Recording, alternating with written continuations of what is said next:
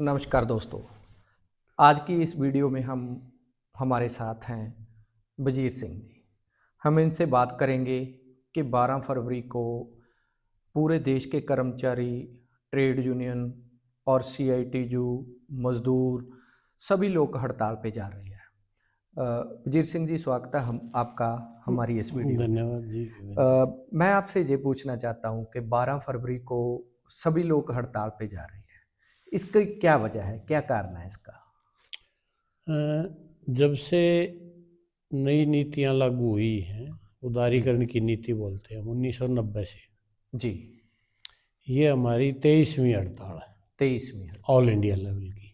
जी और ये हड़तालें हमें इसलिए करनी पड़ रही हैं जी कि वर्तमान जो निज़ाम है सत्ता में, जी वो किसानों के, मजदूरों के, शिक्षकों के, छोटे दुकानदारों के, पेंशनरों के जी विरुद्ध नीतियां लेके आ रहा है। जी ये जो 12 की स्ट्राइक की कॉल ऑल इंडिया पे दी है, जी हिंदुस्तान की 11 ट्रेड यूनियन में से 10 इसमें शामिल है। शामिल है। हाँ, एक कौन एक सी है जो इसमें शामिल नहीं है? एक जो आरएसएस से संबंधी है, जी भारतीय मजदूर संघ, जी उनकी देखो मजबूरी भी है, जब वो सत्ता में है, सत्ता में है, उनसे जी, मजे लेने हैं, मजे ले तो भाई उनके साथ रहना पड़ेगा। रहना पड़ेगा, हालांकि जो मुद्दे हैं ना हमारे, उनसे हम्म, वो सहमत है कि तुम ठीक उठा रहे हो मुद्दे, जी उनसे असहमति नहीं है, जी लेकिन पॉलिटिकल एफिलिएशन उधर है, हाँ, तो उधर उस पाले में रहना पड़ेगा। तो उनकी बात को मानना पड़ेगा। जी, जी इसमें सबसे जो मुख्य बात है ना, हम्म वो एक तो है एम्प्लॉइज के हिसाब से देखें हम्म तो कोई पक्का जॉब नहीं रहा, सब हम्म कच्ची भर्तियां हो रही हैं, ठेके पे, कॉन्ट्रैक्ट पे, आउटसोर्स पे है। आउटसोर्सिंग पे। हम्म और बच्चे वास्तव में जो योग्यता लिए होते हैं 80,000, 90,000, 1 लाख तनख्वाह की, उनको सरकार 18, 20, 22,000 रुपये दे रही है। जी कोई भत्ता नहीं देती। जी महंगाई बढ़ती है तो महंगाई उनको असर नहीं करती, हम्म ना चारे देती, ना रहने की जगह देती, हम्म और ना ही उनको बीमार हो तो मेडिकल देती। मेडिकल दे वो लोहे के बने हुए हैं, जी, वो बीमार नहीं होते। बीमार नहीं होते हैं, सरकार ये समझती है। हाँ, और कोई रिटायरमेंट का बेनिफिट नहीं है, ना पेंशन है, हम्म ना कम्यूटेशन है, ग्रेचुइटी है, ना अर्न लीव है। हम्म माइंड सेट कुछ ऐसा हो गया युवाओं का, मेरे ख्याल से सरकार ने इतना डरा दिया हम्म कि तुम्हारे को जॉब नहीं है, जो दे रहे ले लो, इसी में संतुष्ट हो जाओ, वरना इससे भी जाओगे। इससे भी जाओगे। हम्म और ब्लैक एंड व्हाइट पे योजना ये है सरकार की हम्म कि भारत में किसी को भी आत्मसम्मान वाला आदमी ना छोड़े। खासकर किसान बड़ा खटकता है इनको। हम्म किसान कहता है मैं भूमि का मालिक हूँ, मेरे वर्का और मुझे देखने हैं, कब सेट करने हैं। हम्म सरकार ये चाहती है कोई किसी चीज का मालिक ना हो, सब के मालिक कॉरपोरेट पूंजीपति हो, और किसान मजदूर उनकी फैक्ट्रियों में, उनके फार्म हाउसेज में काम करें मजदूर की तरह, मजदूर की तरह। हाँ, मालिक ना हो। सामने फार्म हाउस के गेट पर सुबह लाइन लग जाए 8 बजे, और वो कहें भाई 500 आदमी खड़े, हमें तो 100 चाहिए, जी आ जाइए, तो 100 को देंगे, उनको कहेंगे भाई दिन की दिहाड़ी 800 नहीं देंगे, 600 देंगे, 400 देंगे, वो कहेंगे रख लो जी, दे देना कुछ। इस पोजीशन में सबके हाथ में कटोरा देना चाहते हैं जी।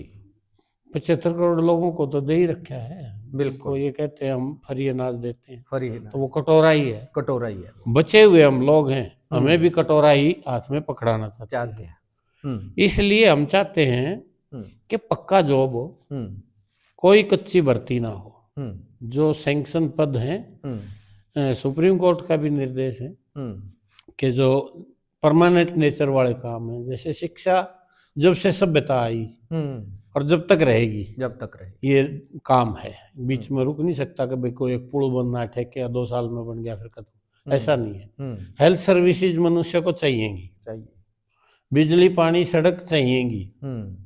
तो ये जो सर्विसेज हैं, जो रोज हैं, इनमें कच्चे कर्मचारी का क्या काम है? परमानेंट नेचर है, परमानेंट पद हैं, उन पदों के बाकायदा घोषित वेतनमान है, सुविधाएं भत्ते हैं, रिटायरमेंट बेनिफिट है। सरकार क्यों नहीं देना चाहती? सरकार असल में जो वेज अर्नर हैं, वेतनभोगी हैं, वो मजदूर भी है, हम कर्मचारी कर्मचारी भी हैं। हमारा 27% हिस्सा था कुल जीडीपी में। कुल जीडीपी में। हाँ, वेतन के रूप में मजदूरों को, कर्मचारियों को, पेंशनर को देती थी। वो 7% रह गया। 27 से 7 कम होकर 7 रह गया। हाँ, मतलब कितनी कमाल की बात है। 20% लॉस हो बहुत गया। बड़ी बात है ये तो। और वो कैसे हुआ लॉस? एक तो जो कर्मचारी है उसको तो पूरा वेतनमान नहीं देते। 2004 के बाद जो कर्मचारी लगे सेंट्री स्टेटों में, उनको पेंशन नहीं है। उनको पेंशन नहीं, दिहाड़ी मजदूरी रही नहीं जी, और फिक्स तनख्वाह है, हायर एंड फायर। तो वो घट गया। वो कहाँ गया? हमारा हिस्सा जो घट गया वो कहाँ गया? वो गया पूंजीपतियों के, कारपोरेट्स में। जैसे हम अडानी का उदाहरण ले लेते हैं। मोदी गवर्नमेंट जब आई, अडानी का नंबर 600 से ऊपर था दुनिया में पूंजीपतियों में। अब वो 2 नंबर पर आ गया। इतना बड़ा, इतना मतलब उसने 11.5 साल में क्या कर लिया ऐसा? कोई उद्योग लगा दिए, कोई रोजगार दे दिया, कोई उत्पादन किया? कुछ नहीं है। कुछ नहीं किया। उसने क्या किया है, जो हमारा बैंकों में पैसा है वो सरकार की मदद से लोन लेता है। उस लोन से अलग अलग चीजों के ठेके लेके खरीदता है। जैसे सारा गैस तेल खरीद लिया, सारी रेलवे स्टेशन खरीद लिए, हवाई अड्डे खरीद लिए। ये चीजें जो हमारी संपत्ति थी जनता की, हमारे पैसे से सार्वजनिक क्षेत्र खड़ा किया गया था, वो जनता के पैसे से खरीद लिया। और आखिर में सरकार क्या करती है फिर?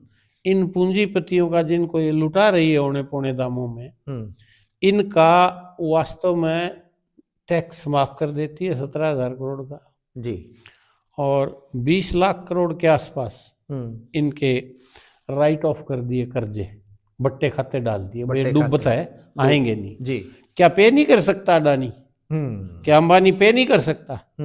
सभी पे कर सकते हैं, लेकिन क्योंकि वो सरकार के चुनाव का प्रबंध करते हैं सारा, इसलिए उनको ये कहे एक बार मुझे बनाओ, फिर मैं तुम्हारे अक्की पॉलिसी बनाऊंगा इस देश को लूटना।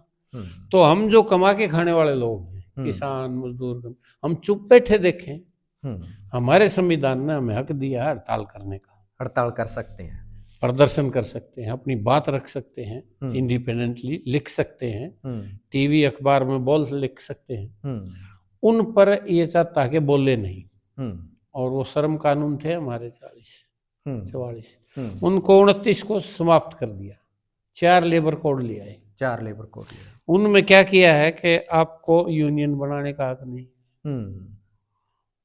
कोई 7 आदमी आज के दिन यूनियन रजिस्टर करा सकते हैं। नए नियम हम आ गया कि 51% चाहिए टोटल स्ट्रेंथ किसी भी क्षेत्र का, किसी भी, तो आपकी यूनियन रजिस्टर्ड होगी, अदरवाइज नहीं होगी।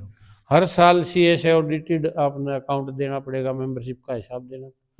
वो कितना, हमारा तो 3 साल का टेनोर है, 3 में हिसाब करते हैं। 3 का मान लो कहें तो दे भी सकते हैं, हर साल हम करते ही नहीं तो देंगे कहाँ से? तो हमारी रजिस्ट्रेशन मान्यता समाप्त हो जाएगी। तो हमारा यूनियन बनाने का, स्ट्राइक करने का, हमारे काम के घंटे बढ़ा दिए, न्यूनतम वेतन नहीं है, इस सब को लेके देश का वर्किंग क्लास स्ट्राइक पे जा रहा है। चलो एक बात तो मैं मान रहा हूँ, अगर कर्मचारी जो हैं, जो आउटसोर्स हैं, जो डेली वेज हैं, जो कंट्रेक्चुअल हैं, वो जब स्ट्राइक पे जाएगा तो सरकार का कामकाज ठप पड़ जाएगा। पेंशनर भी जा रहे हैं, पेंशनर है जो, वो भी जा रहे हैं। अगर वो हड़ताल पे जाएंगे, उसका सरकार पे क्या असर पड़ेगा?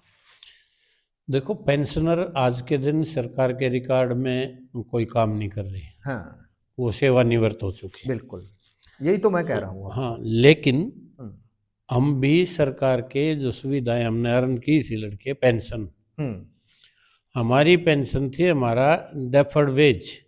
हमने जवानी के जो बेस्ट जीवन का पीरियड है, 18 साल में नौकरी लगता है, 58 में रिटायर होता है, जो 40 साल गोल्डन ईयर हमने देश की सेवा में दिए, अलग अलग क्षेत्रों में। मैंने शिक्षा में दिए, अपना हेल्थ में दिए, किसी ने रोडवेज में दिए, किसी ने दफ्तर बैठ के काम किया। बिल्कुल बिल्कुल। तो 17/12/82 का एक फैसला है सुप्रीम कोर्ट का कि जो पेंशन है वो सरकार कोई खैरात नहीं दे रही, कोई दान नहीं दे रही हमें, वो हमारा राइट है, हक है हमारा। हक क्यों है वो एक्सप्लेन किया सुप्रीम कोर्ट ने। ओके।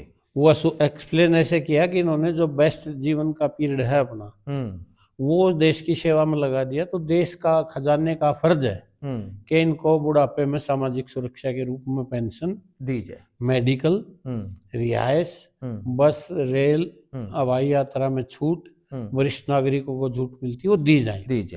उन पर भी हमला है, उन पर भी पेंशन नहीं होगी तो 2004 के बाद बंद कर दी। हमारी नजर है अब जो हम पुरानी पेंशन ले रहे कि इनकी कैसे बंद करें। उसके लिए इन्होंने संसद में एक वित्त विधेयक लिया है 25 मार्च 2025 को। वो वित्त विधेयक के रूप में लाए फाइनेंस बिल। वो फाइनेंस बिल पर बहस नहीं होती, बहस ना करा के पर्दे पिछले गेट से ले आए और वो ये ले लिया कब कर्मचारी रिटायरी का पेंशन हक नहीं है, राइट नहीं है, सरकार के हाथ में है। वो देना चाहे दे, ना देना चाहे ना दे। ऐसे ही ऐसे कर दिया 8वें वेतन आयोग में कि जो 31/12/25 तक रिटायर हो जाएंगे जी, उनको 8वें वेतन आयोग में पेंशन रिवीजन का लाभ नहीं मिलेगा। 1/1/26 के बाद जो लोग होंगे उनको देंगे। तो ये कभी भी नहीं हुआ देश में। पेंशनर एक क्लास थी, 2 क्लास नहीं है। वो कभी रिटायर हुआ, वो फौज में कर दिया 1 रैंक 1 पेंशन। हमारे अंदर डिवीजन डाल रहे हैं, 2025 वाले अलग, 2001-1-26 वाले अलग। ये जो चाल है सरकार की हमारी एकता को तोड़ने की, हम इसको समझते हैं। इसलिए हम ये समझते हैं कि हमारे पेंशन राइट्स को, हमारी दूसरी सुविधाओं को तभी बचेंगे जब इस लड़ाई में हम शामिल हों। इसीलिए स्ट्राइक में हम सपोर्ट कर रहे हैं और फिजिकली हाजिर होंगे हम।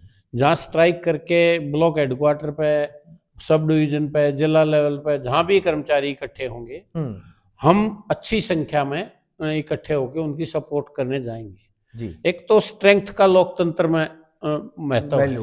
मतलब एक तो आदमी 100 खड़े और एक 200 खड़े हो, 100 मान लो कर्मचारी हैं, 100 हम आ खड़े हो, क्योंकि लगभग संख्या कर्मचारी की और रिटायरी की बराबर हो गई है जी। और सेंट्रल लेवल पर देखें तो रिटायरी ज्यादा है और इन सर्विस कम है। बिल्कुल। तो हमारी स्ट्रेंथ 50% बनती है।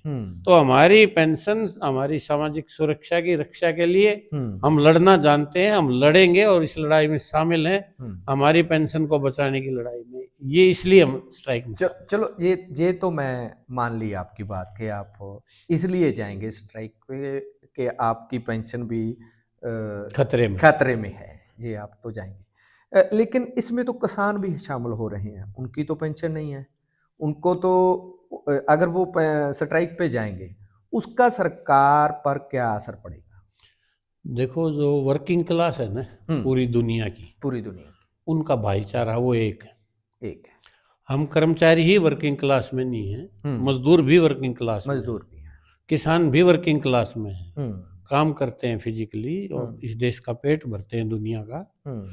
तो हमारा नारा है दुनिया भर के मेहनत कश एक हो जाओ। किसान मेहनत करता है, मजदूर मेहनत करता है, हम मेहनत करते हैं। हम जो वर्किंग क्लास है हम एक हैं।